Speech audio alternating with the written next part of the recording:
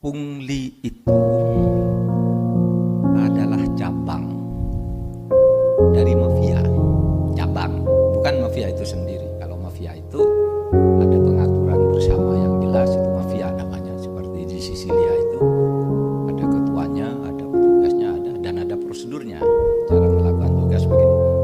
Tapi pungli itu bagian saja. Bahkan saya mengatakan pungli itu adalah bagian dari industri hukum. Industri hukum itu artinya hukum sebagai bahan mentah atau hukum sebagai hal yang sudah jadi diolah untuk dipermainkan. Itu namanya industri hukum. Misalnya industri hukum itu orang tidak salah dijadikan kambing gitu. Dicari pasalnya. Dicari pasalnya. Ditekan. Itu industri hukum. Atau orang salah dibebaskan. Dicari pasalnya. Ini pasalnya. Kamu ini salah kamu. Pasalnya begini. Tapi kamu bisa saya bebaskan. Ini alibi yang bisa dibuatkan oleh aparat penegak hukum. Bebas, bayar. Itu industri hukum. Saya pernah bercerita dan diceritain oleh sahabat saya Jaya Suprana. Katanya dia didatangi dulu nih, jangan sekarang dan tidak ada. Ya jangan takut. Dulu zaman-zaman Orde Baru masih sangat menjangkau. Dia didatangi oleh seseorang. Pak, mau ndak Bapak rumah yang di depan Bapak itu saya kasihkan kepada Bapak? Gimana caranya? Itu kan cuma dekat menempel ke kantor saya, tapi itu rumahnya dia. Kalau Bapak mau kita bisa buatkan hukumnya.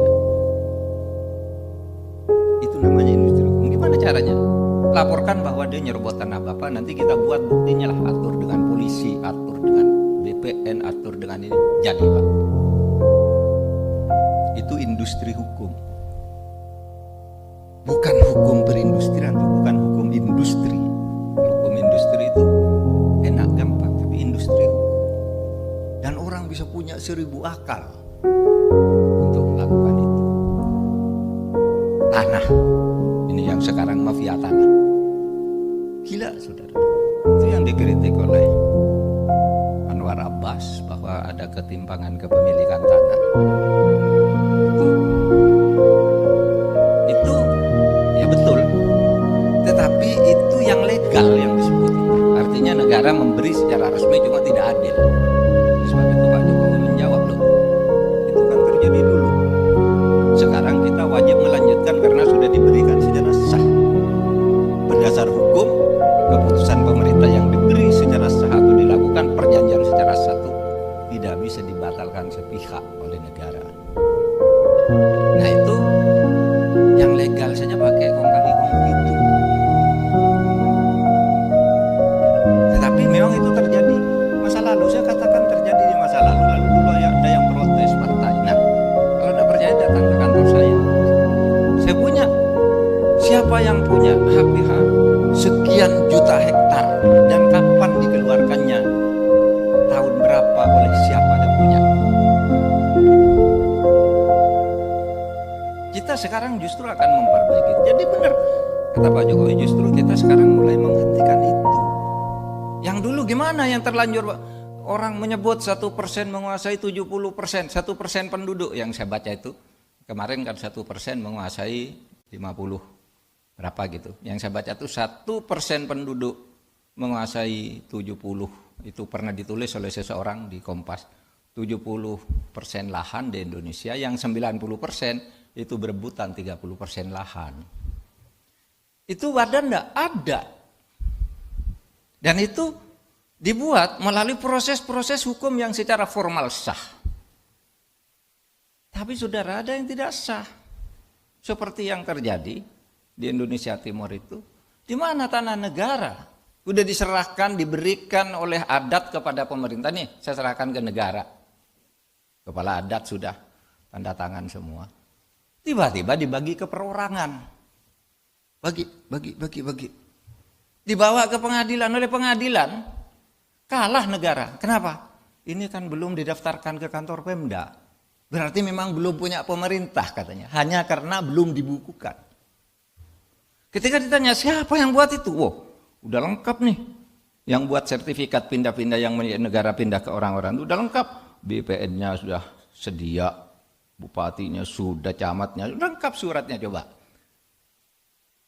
Nggak bisa diselesaikan sebentar itu. Harus melalui peradilan ini, yang ini diadili dulu, yang ini diadili faksinya.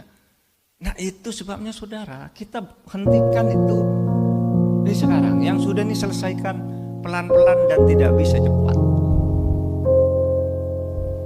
Itu bagian dari proses yang saya sebut tadi, industri hukum. Nah, industri hukum itu melahirkan apa yang disebut mafia hukum. Apa? Dulu mafia hukum itu namanya dulu zaman Orde Baru itu mafia peradilan. Mafia peradilan itu hakim, jaksa, polisi main, pengacara main. Nanti kasus pidana, polisi kasih pasal ini aja. Kalau kamu enggak mau bayar, pasal ini kan. Bisa itu industri hukum. Pakai pasal ini aja. Lalu nanti jaksanya juga berbisik, tutup dengan pasal ini. Pengacaranya nanti saya membela begini. Hakimnya bilang oke, kamu bilang begitu semua, nanti saya putuskan begini, uangnya sekian bagi. Pengadilan. Mafia pengadilan dulu permainannya bermain-main dengan hukum, mengindustrikan hukum di pengadilan. Sekarang istilahnya lebih luas lagi, mafia hukum. Kapan istilah mafia hukum ini muncul? Istilah mafia hukum ini muncul ketika Presiden SBY secara resmi mengatakan saya tidak pakai istilah mafia pengadilan karena itu hanya di pengadilan. Padahal di luar pengadilan banyak nih hukum-hukum orang main. Ketika membentuk undang-undang bayar, itu mafia hukum juga. Sehingga banyak undang-undang yang dibatalkan oleh Mahkamah Konstitusi karena itu dulu mafia. Pelayanan birokrasi itu tidak pengadilan, yang pungli-pungli itu yang kita bicarakan nih, saudara. Itu banyak. Nah saudara, itu persoalan kita. Sehingga jangan campur aduk gitu. Kok ini pemerintah ini kok tolol, kok baru, nyala kok banyaknya begini lah, itu tumpukan dari masa lalu, Bu. Tumpukan dari masa lalu. Sama ketika saya bilang BLBI, ayo kita kejar sekarang. Wah, pemerintah ini tolol kok baru sekarang. Loh, saya kan baru jadi menteri, saya bilang dulu mana tahu saya yang begitu. Sekarang saya kejar, saya bilang. Itu kan tumpukan dulu. Dan itu dulu sebenarnya udah benar. Pemerintahnya sudah dibawa ke DPR, pengadilannya sudah begitu. Sekarang tinggal nagih. Ditagih sekarang. Perkara saja. Buktikan nanti pengadilan. Nah, saudara sekalian, oleh sebab itu, saudara, kalau saya lihat bentuk industri hukum itu ada, dan yang paling parah itu mafia tanah itu bukan main-main. Pak Yanto ya, saya beberapa tahun yang lalu, Bapak belum jadi pejabat di Kejaksaan, ada orang di Bekasi ngadu ke saya bawa berkas tanahnya dikuasai oleh pengembang, dia nggak pernah beli, nggak pernah jual, lapor itu polisi, malah dia yang laporkan pengadilan. Lalu katanya kasusnya masuk Kejaksaan Agung, masuk ke saya tuh. Oh iya ya, kasusnya benar nih, ibu yang punya tanah ini bawa. Udah, saya bilang saya utus teman lah ke Kejaksaan Agung, tolong ini tanya ini kenapa begini. Lalu, oh gampang Pak, ini pasti bener nih ibu ini yang punya tanah.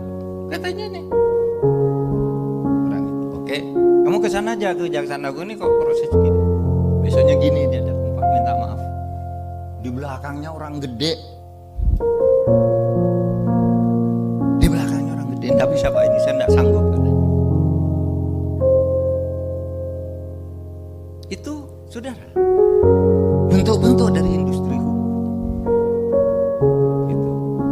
Dan kala tuh kasusnya lama, orangnya udah pensiun. Yang mafia itu, namanya masih di dia.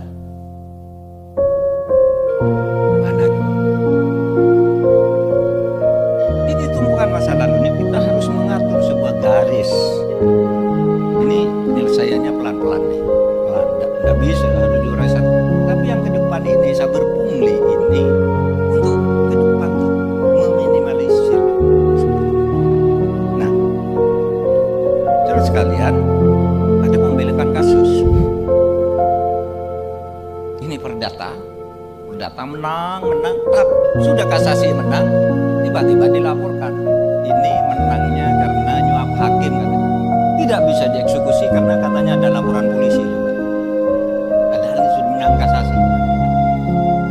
Diadili lagi pidananya, menang lagi. Sesudah menang, di perdata menang, ini menang. Dilaporkan lagi, katanya dulu ada akta palsu. Tidak bisa dieksekusi lagi. Industri. Saudara, ini tidak bisa perorangan, kebijakannya ada di presiden, ya begini, tapi di bawah itu sudah menjadi limbah industri hukum. Nah itulah tugas kita. Yang ke belakang, oke, itu sulit, mari kita ke depan. Nah caranya gimana itu semua? Saudara, saya mengajak kita semua,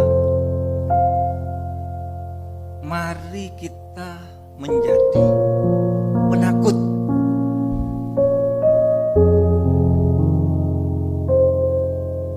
Ada orang tanya begini, Pak Mahfud, Anda kok berani sekali nyebut ini, nyebut itu? Saya bilang karena saya penakut. Saya takut kalau saya melayani hal-hal yang seperti ini dan saya tidak bertindak seperti ini, saya dosa. Saya sudah bersumpah. Sehingga ketakutan saya apa? Satu, takut kepada hukum resmi. Apa hukum resmi? Yaitu undang-undang. Barang siapa melakukan ini, ancamannya segini. Barang siapa ini bisa diproses karena tindakan pidana ini. Takut kepada hukum. Karena apa? Setiap hal yang sudah menjadi tindakan kriminal menurut hukum itu bisa ditindak secara hukum. Satu, takut kepada hukum. Tapi takut kepada hukum tidak cukup. Karena hukum bisa diindustrikan. Nanti kalau hanya takut kepada hukum, gampang bisa diatur. Pakai pasal ini aja selesai nih. Atau hubungi Pak itu selesai nih. Itu kan yang mereka di sana kan dulu anak buahnya datangnya aja telepon. Industri, carikan pasal agar bebas, carikan pasal agar yang itu yang masuk. Itu industri. Industri hukum. Gitu. Maka saya katakan tidak cukup takut pada hukum. Tapi takutlah pada sanksi moral. Takutlah pada sanksi otonom. Kalau sanksi hukum tuh sanksi heteronom namanya. Polisi sama Pak Agung tangkap itu heteronom. Nggak boleh dilawan, nangkap. Kasih Pak Yanto Amir, ajukan ke pengadilan. Hakim menyatakan kamu dihukum 4 tahun, tetap. Itu heteronom. Negara yang menghukum. Tapi ada perbuatan banyak itu yang tidak bisa dijangkau oleh Pak Agung sama Pak Yanto. Tidak bisa. Polisi tidak bisa. Pengadilan tidak bisa. Banyak. Nah disitulah kemudian kita berpancasila itu harus melihat Pancasila itu sebagai bangunan besar. Pancasila, dasar ideologi negara itu melahirkan hukum hanya dari satu aspek. Pancasila itu kan fungsinya banyak ya. Satu, sebagai dasar negara. Ini melahirkan hukum nih. Undang-undang dasar itu, dasar negara itu melahirkan hukum yang mengikat, dipaksakan, melahirkan undang-undang dasar, undang-undang, perpu, PP, perpres, perda, perprov, perkap, perkot, sampai ke D1 Pancasila hukum. Tapi ini Pancasila yang tidak hukum kan banyak nih, moral misalnya, ya, yang belum ada hukumnya dari ajaran Pancasila itu misalnya. Di dalam Pancasila itu ajarannya setiap manusia Indonesia percaya kepada Tuhan Yang Maha Esa. Itu Pancasila. Tetapi itu kan belum ada hukumnya. Barang siapa tidak bertuhan, dihukum, tidak ada. Oleh sebab itu orang mengaku ateis tidak bisa dihukum di Indonesia. Kenapa? Belum ada hukumnya. Itu baru nilai Pancasila yang non hukum, itu moral. Maka Pancasila itu punya fungsi sebagai dasar negara, sebagai ideologi negara, sebagai sumber dari segala sumber hukum, sebagai moral bangsa, sebagai kepribadian dan budaya bangsa, sebagai arah dan tujuan bangsa, sebagai pemersatu bangsa, sebagai pedoman tingkah laku bangsa. Itu tidak ada hukumnya. Yang ada hukumnya baru sedikit. Dan yang tidak ada hukumnya ini sanksinya sanksi otonom. Apa sanksi otonom? Kalau orang beragama dosa, saya masuk neraka. Kalau orang berbudaya, malu saya melakukan itu. Kalau orang agak percaya pada Tuhan Yang Maha Esa tanpa dikaitkan dengan agama tertentu, saya takut kena karma. Karena banyak orang yang bebas dari hukum itu, tiba-tiba karmanya terjadi. Saya pernah cerita, hakim punya uang 149 miliar dari dana konsinyasi. Kan dulu dana konsinyasi dulu kan dilaporkan masuk dia, tapi dia tidak berani masukkan ke daftar kekayaan, dititip ke temannya nih, Pak Agung titip nih uang ya, ini punya saya ya, tapi kamu buat rekeningnya agar saya tidak ketahuan. Begitu pensiun, Pak Agung lari, mau lapor ke siapa? Mau lapor, kamu laporkan itu berarti kamu dulu korupsi, tangkap ya. Ya kan? Karma. Ada lagi yang istrinya bawa uangnya selingkuh dengan bawahan suaminya yang korupsi itu, nggak berani lapor lagi. Itu namanya hukuman otonom. Bahkan nggak ada yang mengatakan ada orang tabrak mobil jedet gitu. Nah itu kalau korupsi katanya, padahal itu belum tentu dan mungkin tidak ada hubungan, tapi masyarakat menghukum begitu, rasain. Ada seorang yang berlaku korupsi membuat industri-industri hukum itu meskipun bebas dari hukum tapi tidak takut pada hukuman otonom, maka dia akan mendapat neraka. Bukan di akhirat neraka itu bagi saya, neraka itu bisa di dunia juga. Selalu takut, malu, tertekan, disandra oleh bodyguard. Karena apa? Dia sudah keluar, takut kan nyewa orang, bayar terus, diperas terus. Kalau enggak, saya bongkar kamu. Nah, hidupnya enggak ada gunanya akhirnya. Seperti ini tadi, yang hakim itu tadi, yang punya uang 149 miliar. Akhirnya apa, saudara? Sakit. Tiap hari enggak bisa pergi, enggak bisa jalan, sakit. Karena sakit terus, mungkin istrinya 2 bulan, 3 bulan itu ngerawat. Sesudah itu kan bosen juga, jadi ditinggal di rumah nonton TV. Istrinya pergi sama anak-anak. Itu hakim hebat, nonton TV gitu. Penyakitnya apa? Ini kalau mau tidur suntik dulu, kalau bangun untuk bisa duduk suntik lagi. Uangnya banyak, dibawa oleh temannya, istrinya lari. Karma. Oleh sebab itu saudara, menghayati Pancasila itu jangan hanya takut pada hukumnya, takut juga pada sanksi-sanksi yang bersumber dari kearifan budaya bangsa kita. bahwa kita orang beragama. Kita orang tahu bahwa ada balasan terhadap orang yang bersalah. Itu. Saudara, sebab itu hati-hati. Saudara, saya ya bukan ingin ketika saya hati-hati itu bukan sombong, bukan sok gitu. Saya betul-betul hati-hati kepada Pak Sesmen ketika datang, dia bilang, Pak, saya tidak minta dicarikan uang. Itu kan sering tuh pejabat eselon 1 nyetor ke atasannya tuh, carikan dari anggaran sekian persen, itu bukan rahasia dah, udah banyak masuk penjara. Saya bilang Pak Sesmen ketika pertama, Pak, saya menteri di sini, saya bisa cari uang sendiri. Jangan coba-coba ada pejabat menyediakan uang saya.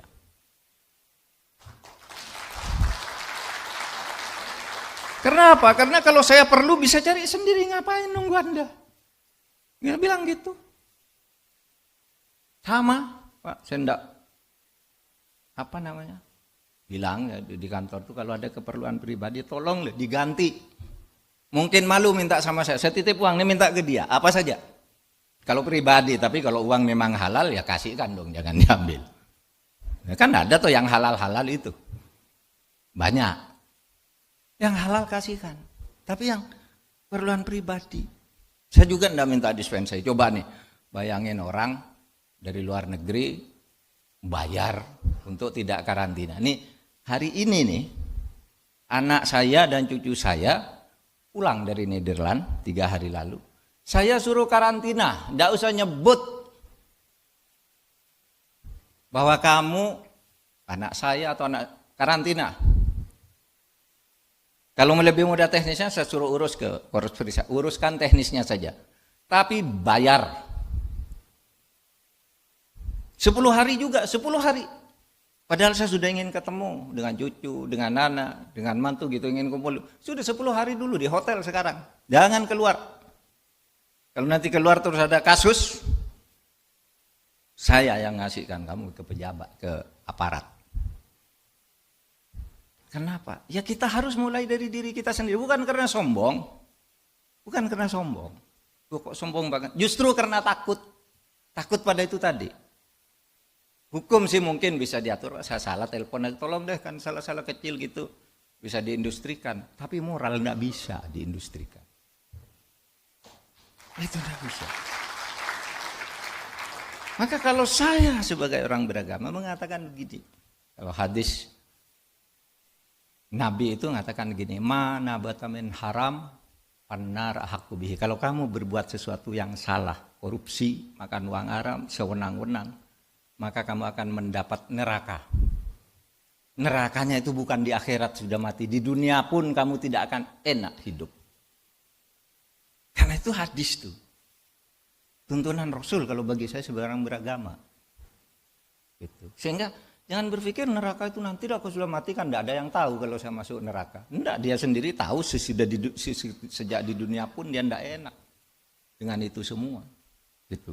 Nah, saudara sekalian, demikian yang saya bisa sampaikan kepada kita semua, bicara dari kesadaran kita untuk memberantas korupsi bukan hanya dari sudut hukum. Hukum itu penting, semuanya harus tegakkan hukum, tapi juga dari sudut moral. Ya, sehingga dua, menghayati Pancasila itu bukan menghayati hukum aja, tapi menghayati juga norma-norma yang belum menjadi hukum. Karena Pancasila itu harus dituturkan dalam norma-norma, itu kan baru filosofi, asas gitu. Lalu ada normanya yang ada hukum. Ini banyak yang masih di tingkat asas, belum jadi norma. Nah di situ yang masih di tingkat asas dan filosofi itulah kesadaran moral kita. Kesadaran budaya kita, kesadaran jati diri kita sebagai bangsa dan fitrah kita sebagai manusia. Terima kasih. Assalamualaikum.